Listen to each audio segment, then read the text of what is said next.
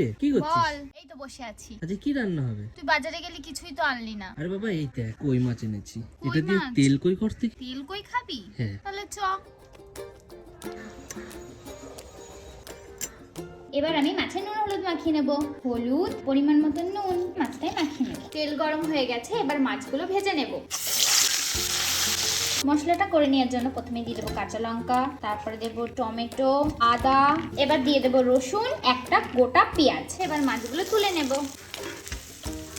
তেলেই জিরে ফোড়ন দিয়ে দেবো। এবার বেটে রাখা মশলাটা দিয়ে দেবো। নুন পরিমাণ মতন হলুদ গুঁড়ো, লঙ্কা গুঁড়ো, জিরে গুঁড়ো, কেটে রাখা টমেটোটা এবার দিয়ে দেবো। মশলা কষানো হয়ে গেছে, এবার পরিমাণ মতন জল দিয়ে এটা ফুটে উঠেছে। এবার ভাজা মাছগুলো দিয়ে দেবো। তেল কই আমাদের সম্পূর্ণভাবে হয়ে গেছে। আর এইভাবে একবার বাড়িতে বানিয়ে দেখবেন, গরম ভাতের সাথে দুর্দান্ত লাগে খেতে।